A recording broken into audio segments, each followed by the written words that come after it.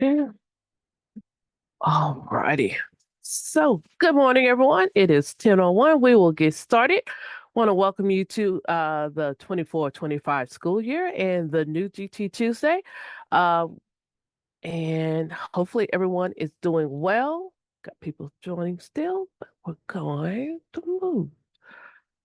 All right, so today we're going to just address a few things around Chapter 89 rule updates that happened over the summer. And then just kind of give a brief overview of the state plan updates. And we'll go more in depth in our next GT Tuesdays over that. Some other news, allow for some questions out there in the field, and then our district shout outs and happenings. But we'll always start with our wellness check. Hope everyone is doing well. I've had a great start of the school year. Everything's moving fine. Everything's going good. Hopefully. All right. And thank you for finding the link for GT Tuesdays. Start looking and just realize I did not put it in the newsletter. So probably see another newsletter come out with that update, and then probably some info about the state plan. So hopefully everybody's enjoying the up and down weather of Texas. And football season is out there, is ready to roll, and we're all good. For those who are new to GT Tuesdays, but are our returners, let's just remind ourselves what is our state definition for gifted and talented, and we are looking for those students who performs at or shows the potential for performing at a remarkably high level of accomplishment when compared to others of the same age, experience, or environment, and who exhibit high performance capability in an intellectual, creative, or artistic area, has an unusual capacity for leadership, and excels in a specific academic field. So those are the fielding questions I've been receiving all summer long, and still getting a few now that are trying to reach out. So I've been sending people your way. There's parents who are looking for their children to be identified, so I'm sending them your way.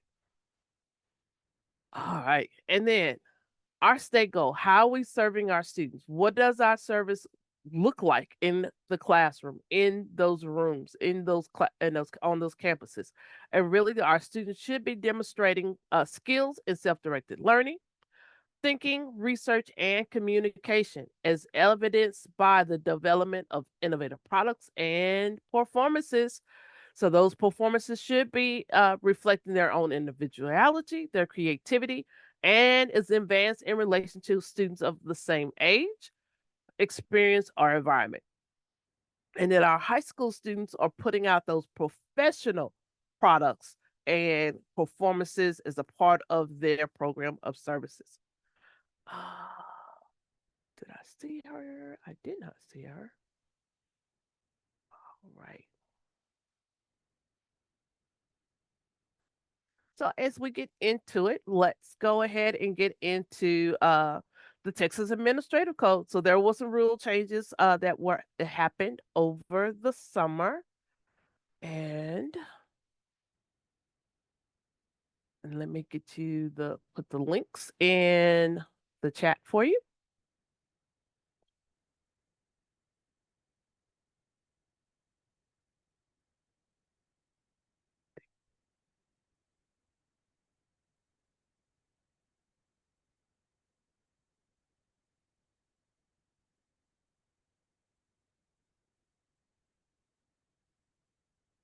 There we go. Everyone's quiet today. All right, so that is linked to the rule text from that page. And here is the final copy on the rule pages. So they are live and ready to go. And they are in effect. So let's just take a moment and walk through our rule changes. And if you got questions, feel free to jump off mute, uh, drop it in the chat. I'll try to watch both. So for the first one, the main thing that with the 89.1, we did change from student assessment to student identification. So really changed our language there, and you will see that language of identification and compared to assessment across the board in rule language and in the state plan. So part of this is we look at we did change that here. And then also looking at the multiple measures, making sure that you have your data and your procedures are designed to find students from all populations. So not major changes to identification section, but mainly how we term our terminology. And then the only other addition is there is no limit to the number of students the district may identify as gifted and talented or served under the district's program for gifted and talented students. These are some pieces of language that have been written into legislation. So we're just trying to make sure that we are matching our rules to law and making sure there are areas of interpretation that we can do. If there's anything ever unclear, we are preparing we're preparing different pieces of guidance and documentation for that guidance and to come out. So if there's something that's like, can you give us further clarification on that? Feel free to drop it in the chat, let us know, so that we can make sure that everything is moving smoothly for you, while you're in the field working day to day in this process.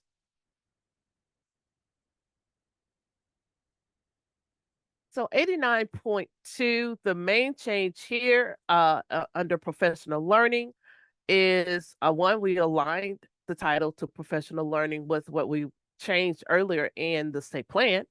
And then two is we combined two statements from that section where we're talking about teachers who need their 30 hours of training and making sure that they are aligned. And so that is number one. So prior to assignment, excuse me, mine in the program or within one semester of assignment, teachers who provide instruction that are a part of the program of gifted and talented services have a minimum 30 hours. So we just combined those two statements there so that it's in one spot and not two separate lines. So hope that clarifies for some of your people out there we're looking for and make sure that they have their 30 hours within one semester. We did not change it. So that is that.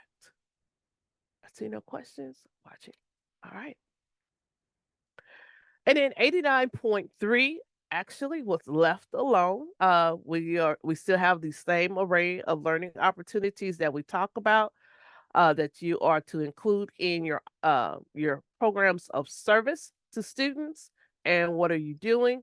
So um they're still the same, still working, and hopefully everyone is doing it.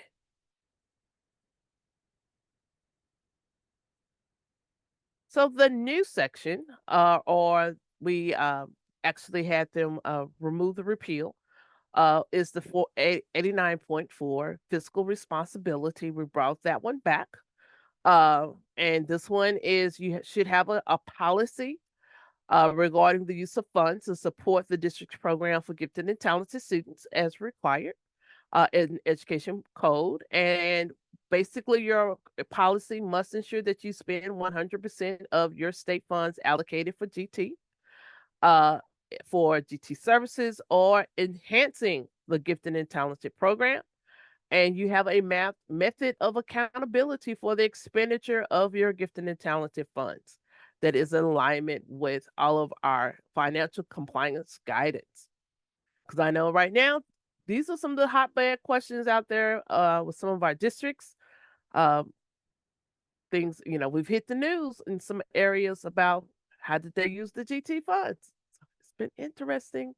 Hopefully, you have some conversations with your budget and finance team to have clarity on how they're spending, how they have allocated the funds, where those funds are going, how they're being used, and hopefully you get a say in what they're being used for compared to they're just making a dictate and say this is how it's done. Any questions so far? Because y'all are quiet today.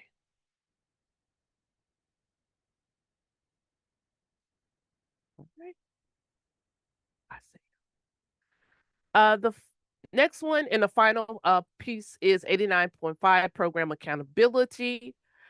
We did change this one up.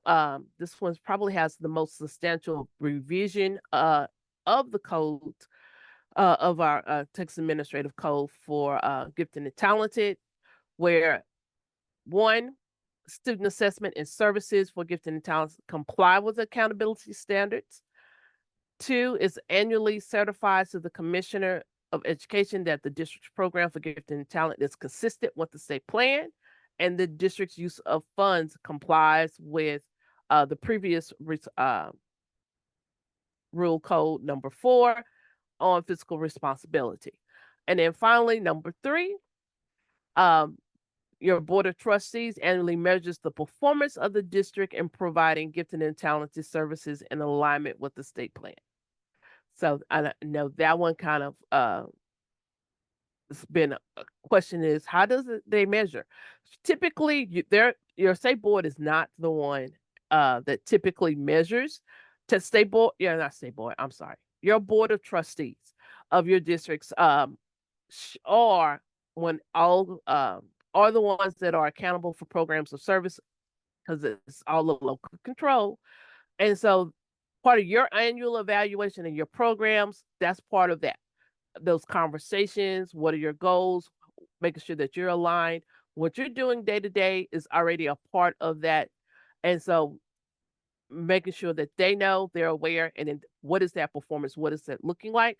We've already talked about evaluation, program evaluation, where are some of your work goals, some of your SMART goals as y'all are moving forward, your district improvement plans on the next steps, your campus improvement plans on next steps. Those are some things that are part of that conversation.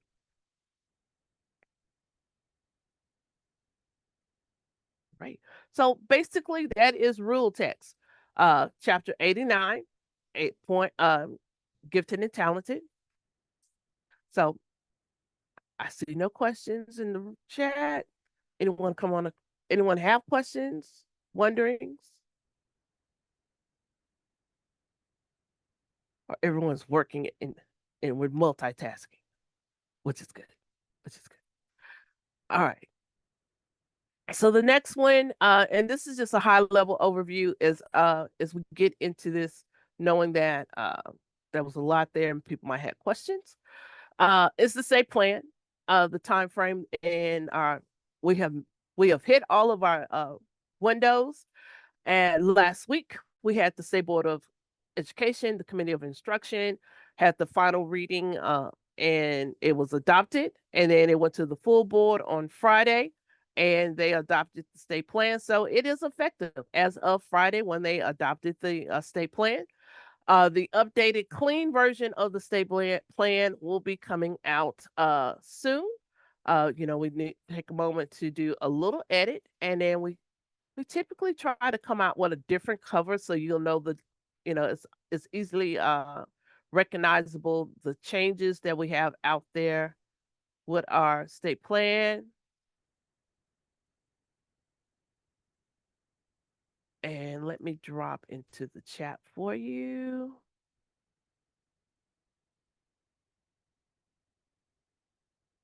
So if you want a copy of what was of the edits that are out there and what was changed and moved forward, it is still out on the State Board of Education's webpage with the proposals, and you will see that. And I want to say thank you for those who, I know some of you were able to jump on those focus calls, the webinars that we had, and those meetings as we walked through the state plan and went through the chair, Dr. Audrey Young, actually jumped on one or two and actually heard some of your comments. And we have received very high accolades on the input that you were able to put into this, to your support of it, and how you are totally involved in the development of our state plan. So I want to say thank you. We will get more into those pieces and those chunks later. But as you know, we've tried not to do too many substantial things. It was a highly level cleanup with language, adding in some pieces and going from there. So are there any questions? Wondering.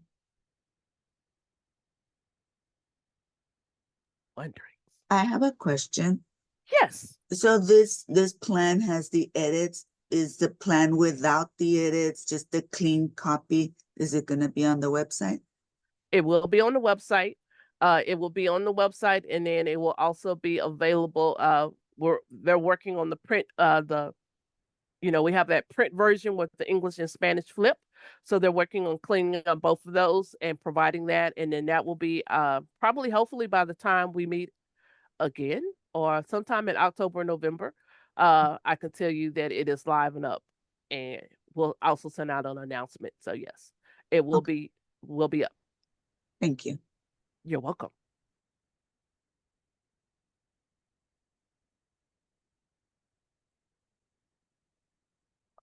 Right.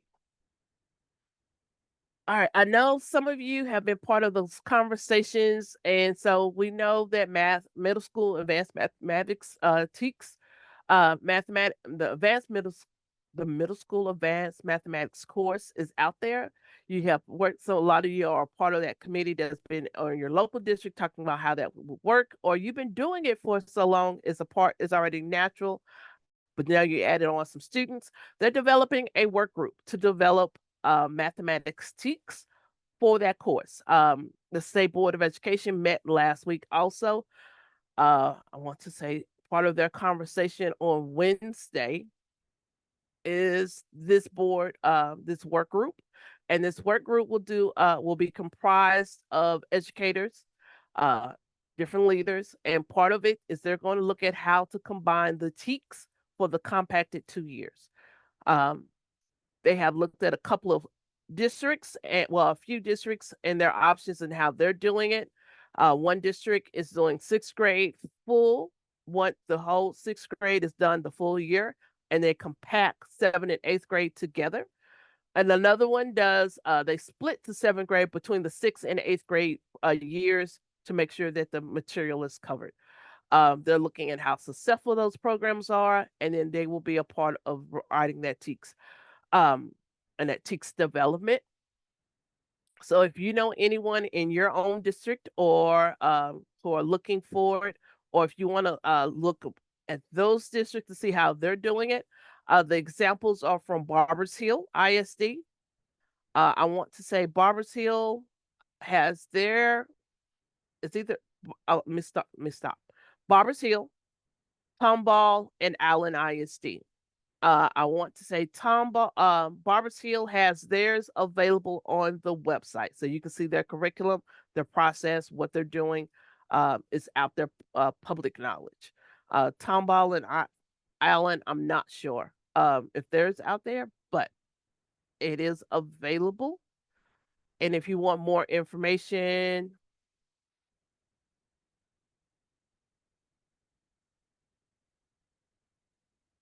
here is the board agenda item so you can see some more info on that. Always, there are board recordings of all sessions, and so that might be something else you might want to look at and have if you're a part of those committees. Also, some resources for those who are part of those decision-making things for the advanced mathematics course. The TA website, they have their own page about the course, a little bit more about this TEKS review, and then, things that are options for concerning the commissioner's rule, and then also frequently asked questions is available on the website. So those are a few things out there that please feel free to use to have more get a better understanding where they're going, how they're going.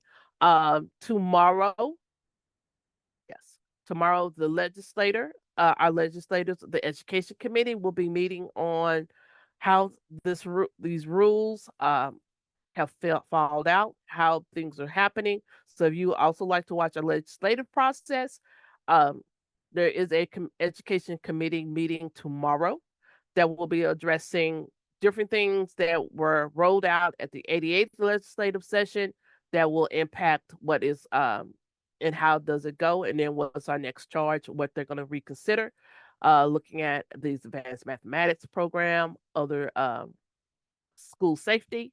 So those are some conversations that will be out tomorrow. If you got the newsletter, you saw that we are looking for volunteers for our Commissioners Advisory Council on the education of gifted and talented students, and we refer to them in lovely as our CAC. So they are those who help impact, inform our policy, our practices, development of our resources, also help with the writing of our state plan. So that application deadline is this Friday, and the link is out and about. And I want to say thank you to those. If you're on this call and you have applied, I truly appreciate that you have done that. We will be notifying you as those who made it very soon. But I just dropped the application in the chat once again for those who are interested. It's not a in-depth kind of thing that we're looking for, but we want to make sure that those who are serving DT that is part of your true interest, and that you have the time, because there are some times where we got to work in the virtual space, but then also we do physical meetings, and that you have an opportunity to step away from your job to travel and come to Austin to meet with the rest of the body. So, all right. Excuse And, me, Ms. yes. Brewer. Yes. In regards to that advisory council, are you looking for volunteers that have many years of experience? Or okay, so that doesn't. No, experience is not even a question on the application.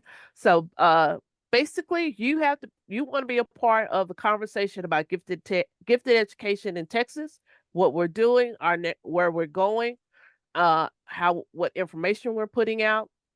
We have parents and community members on this, so they may be new parents, been in the process.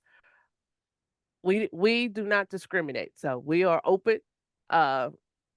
Some of you just got in the job, some of you, so no, it does not. You do not have to be a 20-year person in gifted ed.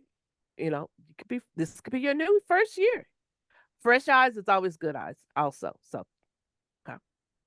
Good question. I'm waiting on letters of references from my personnel here. So, thank you very much. You're welcome. All right. Very good. All right. All right. Any other questions?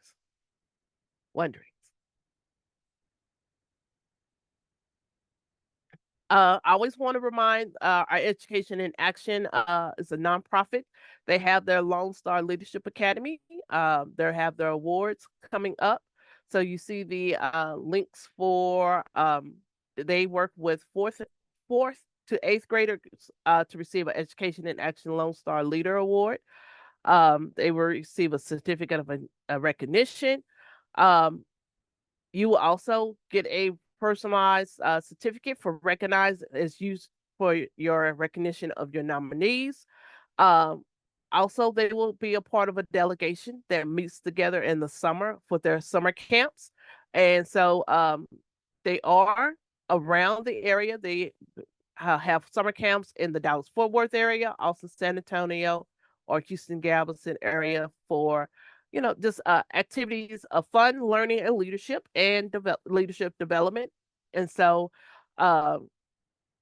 they get to know each other, work in small groups to do specific projects and facilitate camps.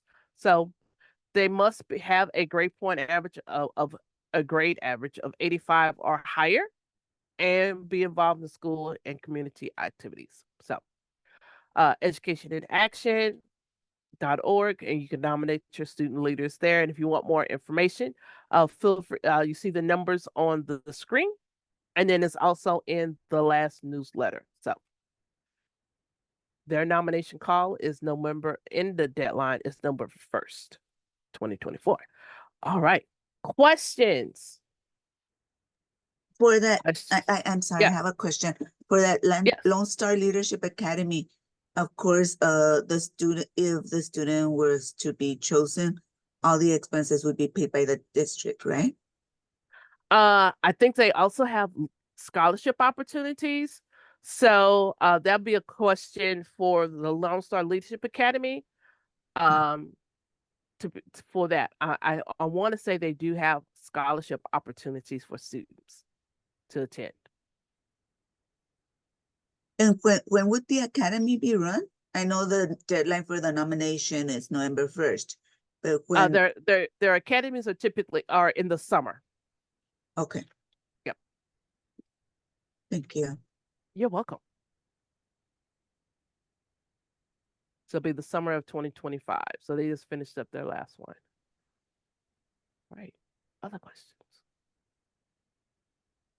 All right. So this is question. If this is their opportunity, if you got a question for me, and then I got a question from someone, from a GT coordinator that wants to, so we're gonna throw it out to the field.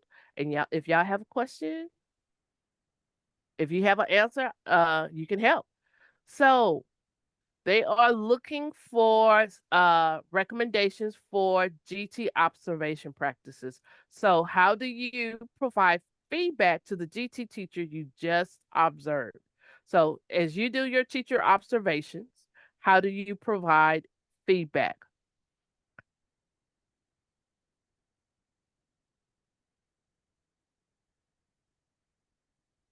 Anyone out there doing teacher observations?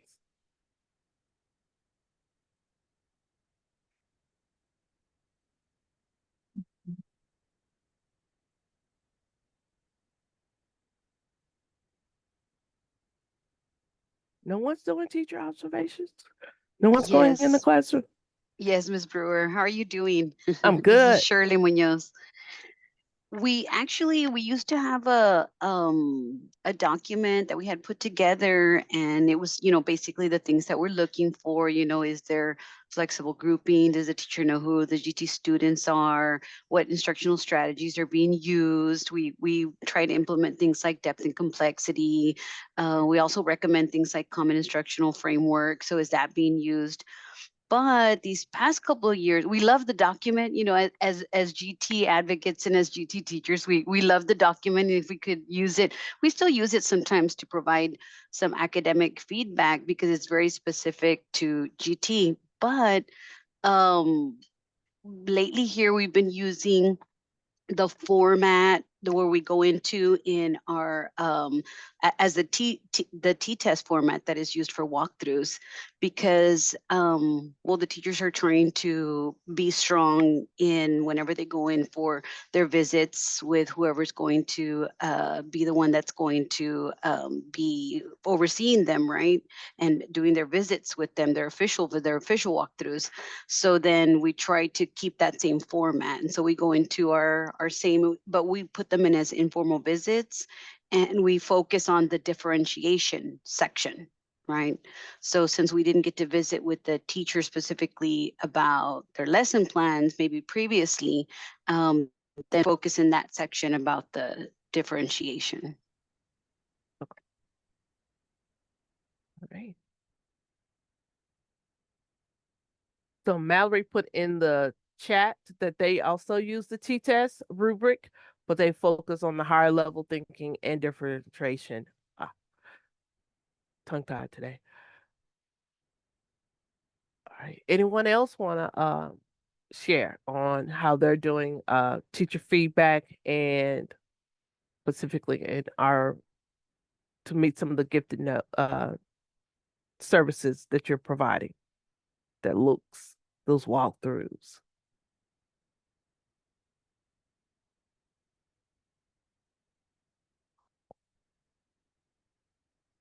Any other questions out there? Wonderings? I have another question. Yes. For the budget, is there like anywhere in TA that we can see how much is allocated for each district? For Yes. GT funds? Yes. Hold on.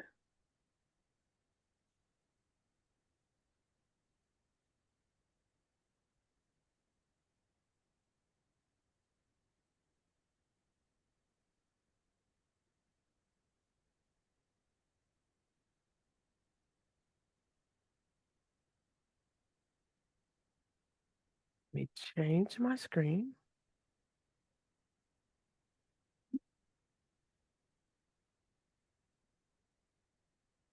Okay, so when you get to, and now let me go back one and I'll walk you through. So when you get to TA's webpage, under finance and grants, state funding, there's a couple places you can look at for your money and how people are of the amounts and what is out there. Summary of finances, and you can choose summary of finances. Do not do state. Choose. We'll choose this current year. Somebody give me a district to look for. Is that ISD?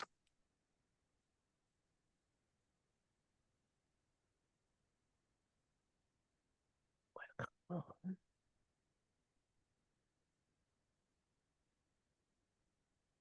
There we go. And then you'll get the report. They run a report pretty much monthly, sometimes twice. As you see here, there's like 2 ran one day, one in the morning, one in the afternoon. You can do a PDF, Excel, whatever. We're just going to do the HTML LPOP right here. So this is how much money was provided to the district. So this is what the legislator, when you see LP, is what the legislator is actually recommended. This is how much they estimated that you should receive. And then this is the actual, pretty much what the district has actually got in hand. It has you have your daily attendance, what your rate is, how much that is, your ADA, FTEs, CTE, and then your weights and your enrollment. When you scroll down, we are part of the Tier 1, Subchapter A, B, and C allotments. So the program intent codes, remember, and the allotments. So we are this year we changed numbers. We are 30 with the GT allotment with the 48, which 48.109 is the Texas Education Code that is referencing here. And this is the amount for USETA. So this is how much is that will be drawn down from by your district to operate DT services. Now, So- yes. I'm sorry to interrupt. So all that amount should only be spent just on GT students. Yes. So all of that should be spent on GT students. Now, the district may also include other funds that they have into program services, but all of that amount should be used for GT services. And Now- this is an annual amount? This is the annual amount for this school year. So if you want to know, going back to the summary of finances, and my mouse will work. You can choose. Let's go back to 22, 23.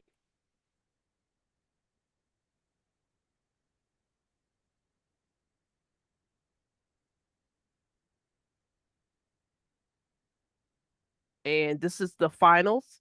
So let's see how much they spent.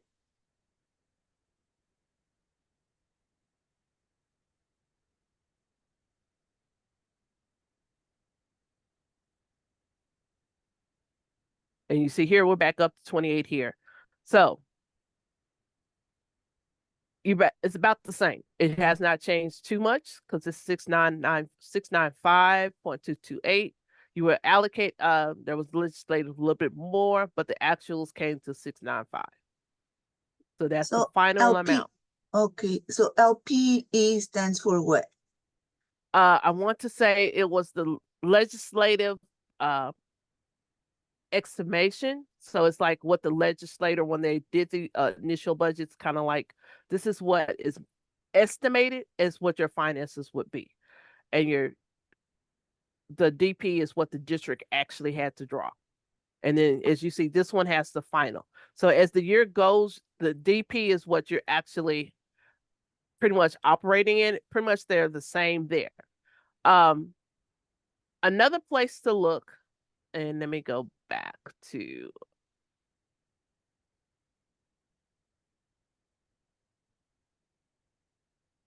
still with us, summary of finance and grants, school district expenditure reports. So you will see, and they're working on getting as close as possible. So let's look at, and we just talked about 22, 23. And as you'll see, these are with the budgeted up reports, and then you have your final actual report. So let's look at the final actual. Um,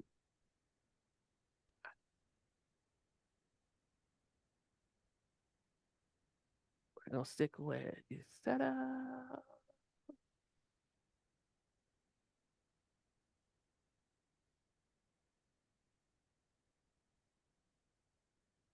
Go.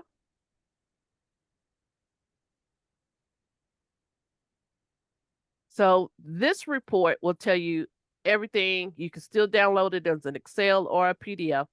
How many students were enrolled, how much income did the district receive in revenues, and then how much money did they expend in operating funds. And here,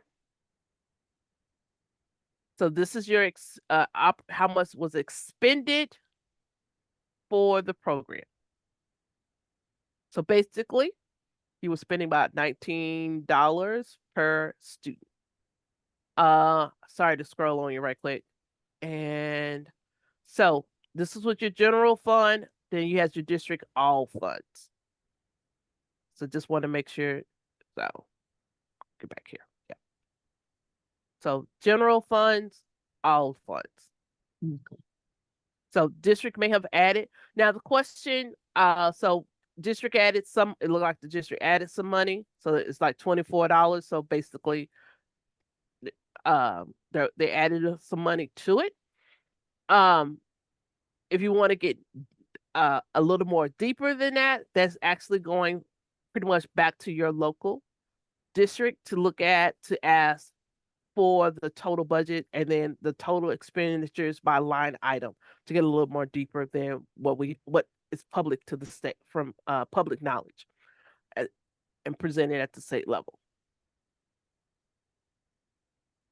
So I'm looking to follow up with that. To an extent, would salary of teachers play into that?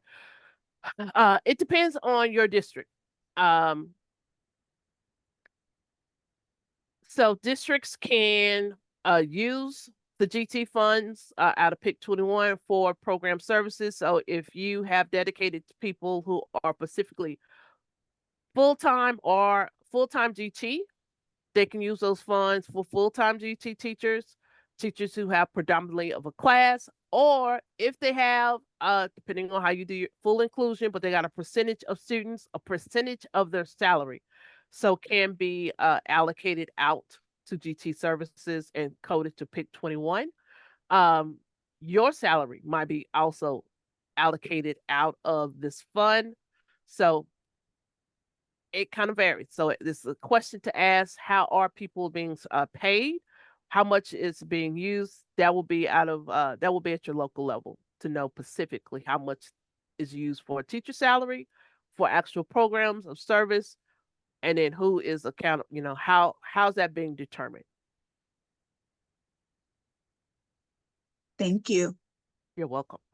And is it JL or Moody? Did that answer your question also? Okay. Fabulous. So program intent code, these are public knowledge. You can go further back as you want. I should have just did back. I'm sorry. But the reports, school expenditures, report funding and reports, all those data, those are good places to start to look at how districts are using their money and then how they're being accountable for it. What we are working on that will be coming out soon is a summer, is a funding and expenditures kind of as you can see when you just look at here, there's a lot of different parts and pieces where you'll find our GT conversations about how we do funding, how do we find money, how we do this, making sure that we understand the accountability of our funds. So we put it all in one little document and links to other documents. And so doing the final cleanup on that, and that will be coming out soon also. All right, other questions? Good question.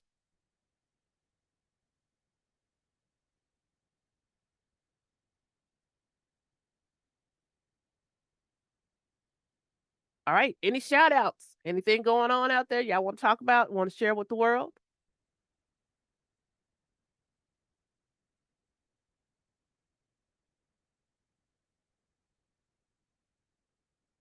No shout outs. All right. It's always a good time to share with the world or to share. Always looking for it. If you got something, you can come off mute in a minute. I just want to remind you of our resources out there. We have our GT program implementation resource. So if you're looking for any document or to support what you're working with, this is another tool that you're doing that you can pull from. You need some examples, just want a little bit more in depth. That is the spot. Our Texas Performance Standards Project, we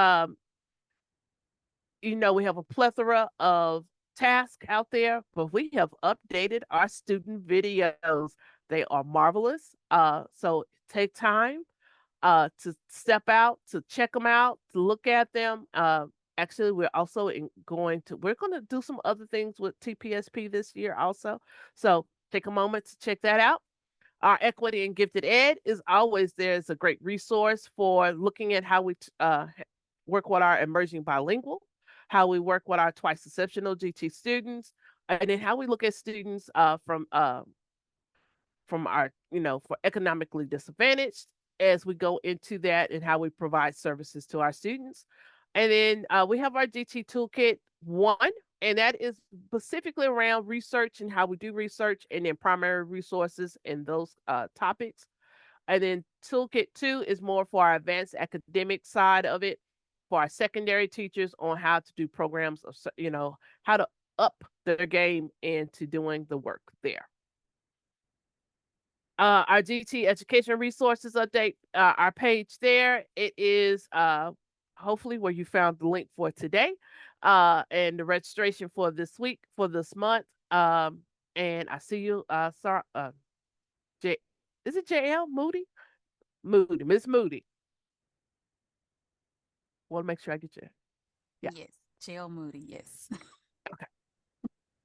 I didn't want to interrupt. But that's all right.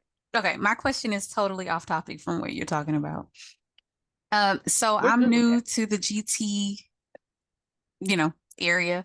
And so I've noticed that in several meetings I've attended, we all kind of have the same concern regarding secondary GT services and trying to go beyond that, putting them in an AP class type model. So I was just curious what other districts are doing, or what would the agency's ideal model look like for our secondary students, specifically like our middle school students once they leave that. So in our district, we have a pull-out program for elementary, but then it kind of fades off once they get to middle school. So I'm just curious, and I've been looking into ways that we could service our students better on the secondary level. Okay. And I'm gonna approach this from a general comment, and I know someone else can probably also bring in their wealth and what's happening in their districts. Now the district I came from in middle school, we had an elective class for our gifted and talented. And that actually is one of the things I did teach that class. So we had an elective for GT. But and then there is the GT Independent Study Mentorship course that is available at the secondary level that does give them credit for an elective for all 4 years. And you can also still use that in the middle school level also, as you move it down. And then maybe one day someone might recommend, let's write some TEKS for the middle school level to go with the high school level and have a full range. Here's the issue with secondary and high school on GT services, other than saying we're differentiating our instruction and we're doing, different things and different options. One, going into core content and, and then being very departmentalized hinders some of our program of service.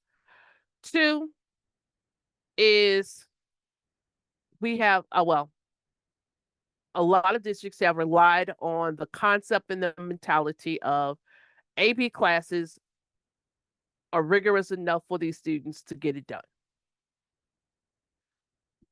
Without thinking, I need to make sure that there is something else happening and to make sure that their gifted and talented services are being met. So I'm gonna kind of leave that caveat of a statement out there.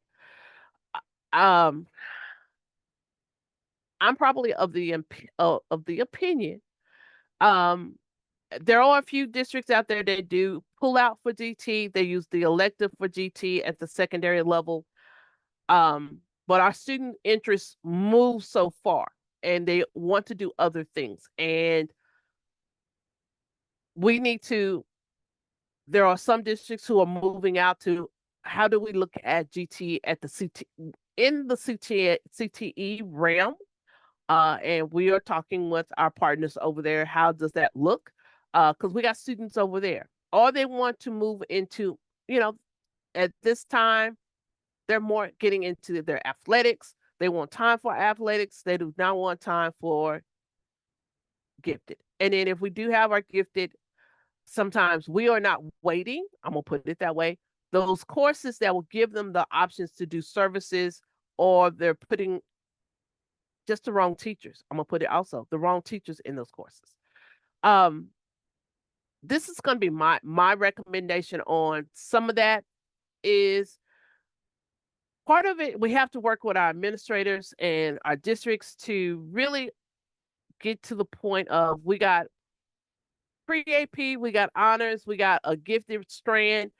But if we're going to put students in these courses, we need quality teachers who understand our gifted kids, and then really make sure that the track follows, that they're getting the appropriate weights along the line as they are advancing in those courses, so that they want to stay in our programs of service.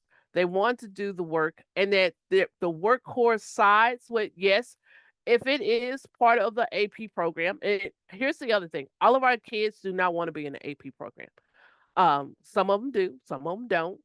But whatever our program, whatever that core content, how is it looking different from what the other students doing? How is the rigor being raised?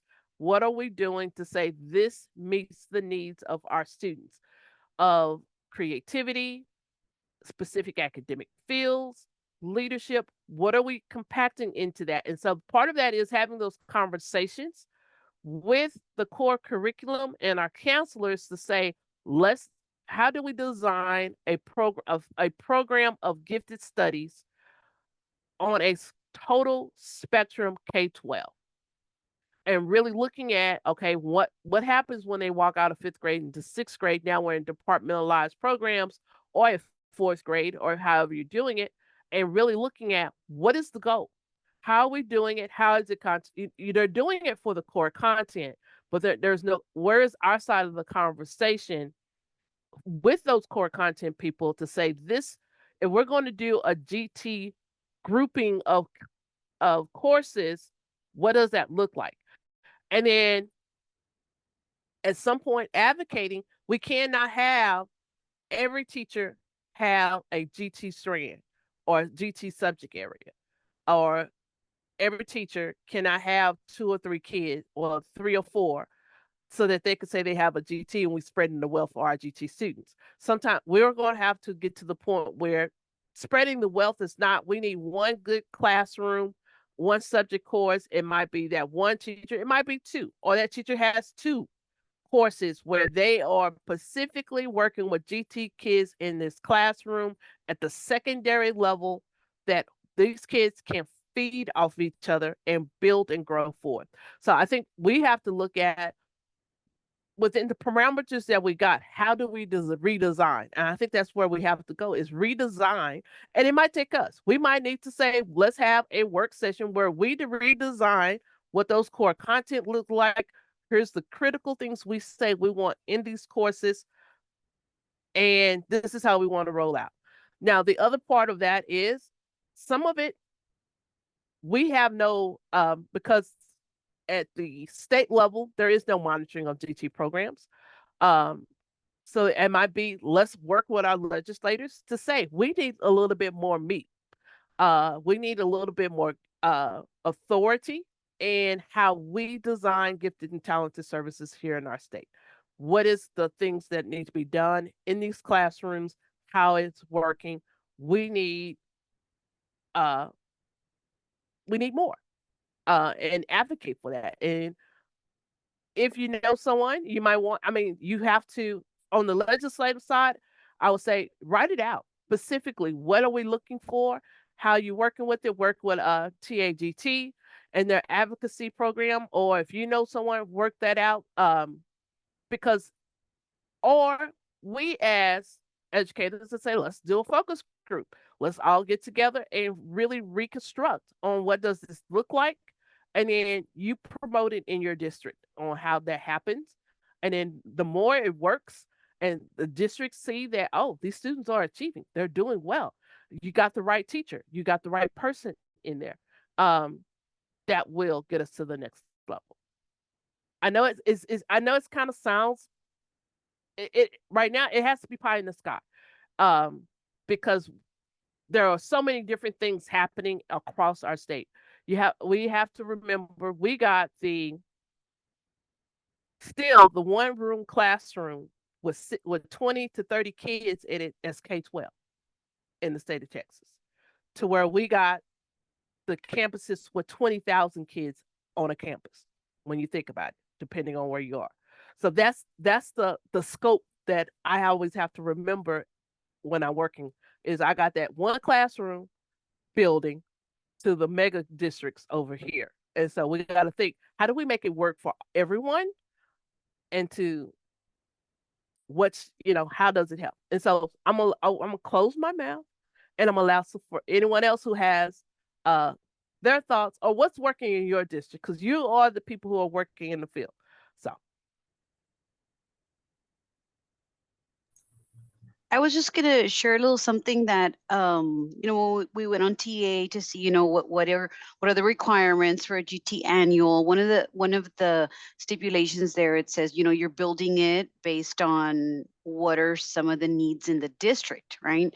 And so as we do the walkthroughs, as we visit teachers, what we see, we weren't seeing how they were doing participation, right? So we're like, okay, well, let's have activities like stand up, hand up, pair up. Let's have find your soulmate. And so then we implement that into the GT annual for strategies, so that our GT students are participating, are engaged, right? But one of the things that we did in this year's particular GT annual, as a result of something that was observed, was we dedicated a little bit of time to like a round table, like a discussion specifically about it. How do we have exceptional advanced classes that serve gifted students? So part of the topic was, okay, like part of what I started was, advanced program does not equal gifted and talented program. Advanced services does not equal gifted and talented services, say it with me, you know? And so that was like I'll say, okay, so now in your groups. And so we had like a little sheet, and it was like with focus topics, like sentence starters, just for the conversation to start. And they had roles. There was a facilitator, there was a scribe, there's within it. But like the point is, we just got them to have a conversation. And these are honors, AP, dual enrollment teachers, because those are the people in our district that serve our gifted students. And so then they were able to have a conversation with them themselves, and I'm sure pick up tips from one another of what is it that they're doing in these advanced classes that specifically serve our gifted students, like making it a point that just teaching through a college syllabus or just teaching through a course exam description from College Board is not enough to serve a gifted student. So I felt like the teachers really, because they were having the conversation and because they were giving their ideas, they were really like collaborating and feeding off each other. I saw teachers writing notes. So I just felt like it was a good activity, and we got good feedback from the teachers from that. Hi, Monica. This is actually her boss from Brownsville. Apologize for joining late.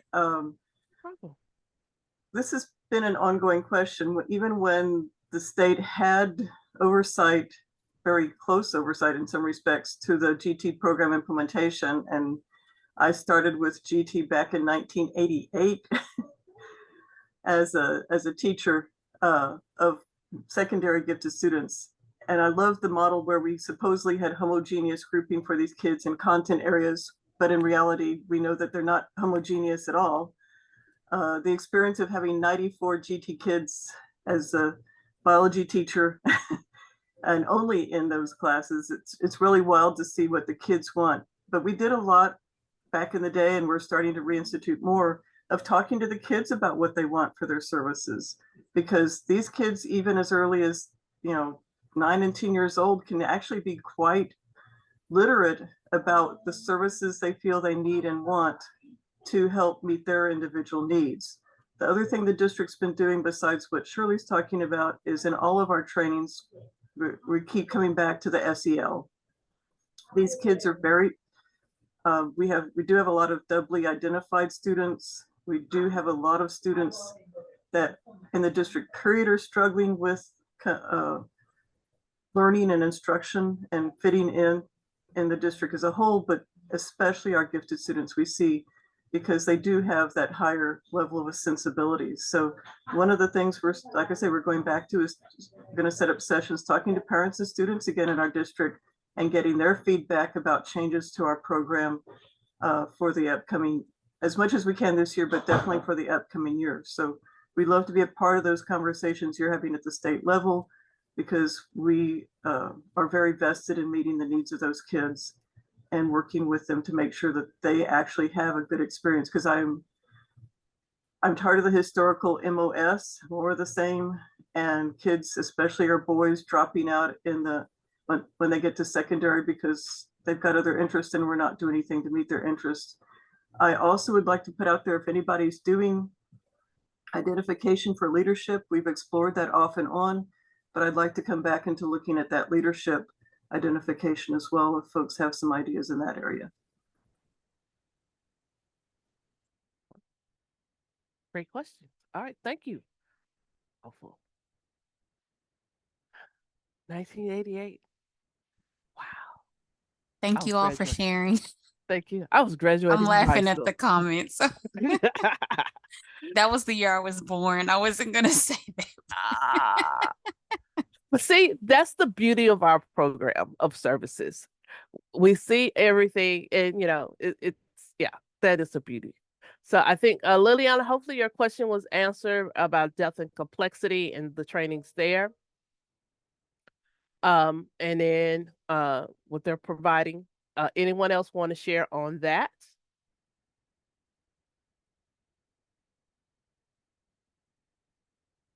All right. We're at Thank you 11. to everybody who did respond. I felt that depth and complexity was not my strongest area of GT, so I looked for ways to strengthen that, and they been sending a lot of emails. I've been attending some of their trainings, but they get very pricey, and I was just wondering what is, everybody out there using that, might be a little more manageable, but so far it's been good for me. So I think, it's a sacrifice. It's okay. Okay.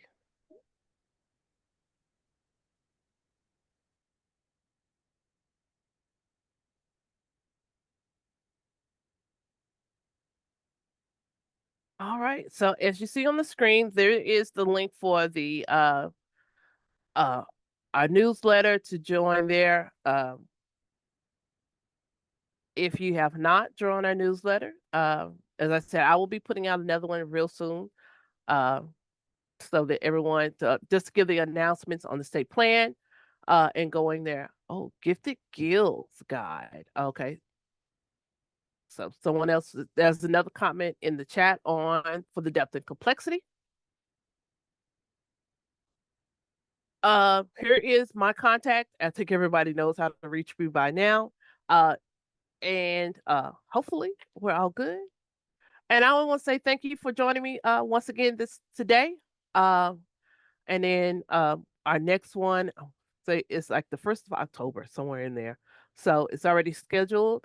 Drop in the chat if there's anything you specifically want to chat about. I do have an agenda rollout coming up, and we'll talk a little bit more about the state plan and some of those edits. And yes, those edits once again will be cleaned up. The final draft will be available and published on the website. We will be changing the cover, as you know, we always do a little update there, so they look a little bit different. And then I want to say thank you for joining me today.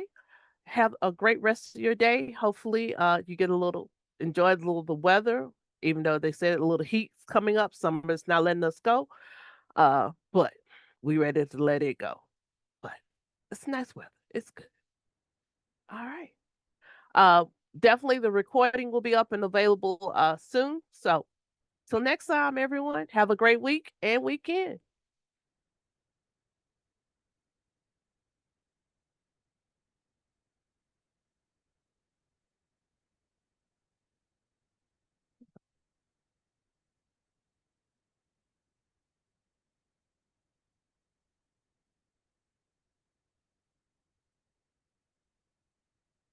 Wow.